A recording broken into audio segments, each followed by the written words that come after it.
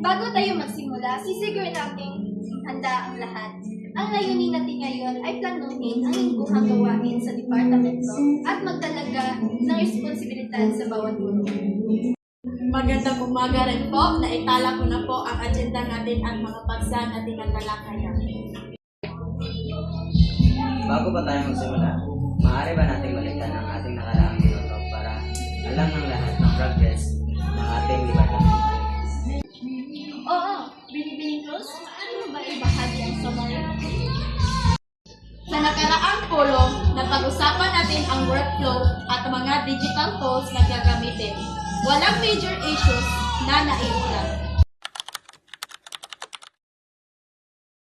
Sana po ay magkaroon tayo ng weekly monitoring sa progreso ng bawat guro.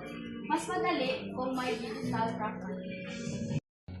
Pangayon po ako, maaari rin po natin makikita ang progresyon ng bawat guro para po mag-motivate po sa success. Kung ganun po, pwede rin siguro tayong gumawa ng leaderboard. Maganda po yan, pero kailangan natin ng work material para hindi maging bias ang ranking. Sangayon po ako, pwede rin natin gamitin ang weekly summary report para sa evaluation ng bawat grupo.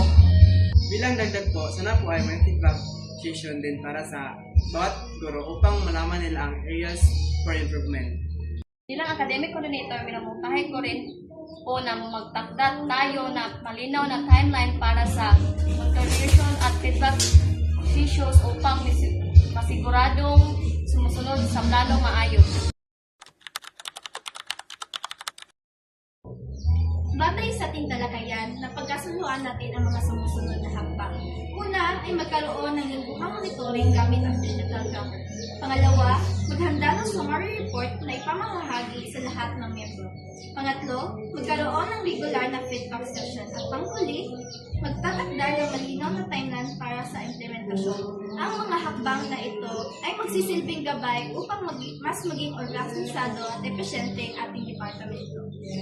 Naitala na po ang lahat ng desisyon. Susunod po nating hakbang ay ipamahagi ang tracker at template na report sa buong departamento.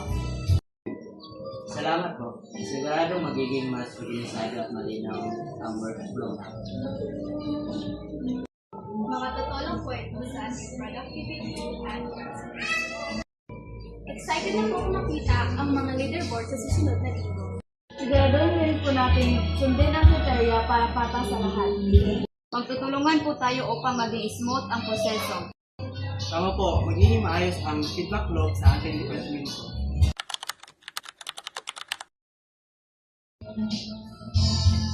Maraming salamat sa inyong aktibong partisipasyon.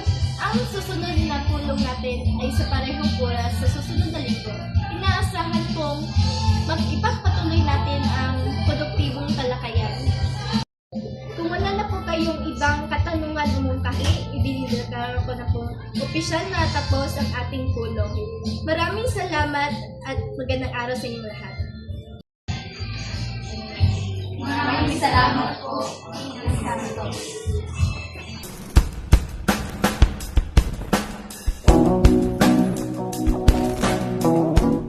Ayaw. Alam mo na po ang agenda at Areas. bilang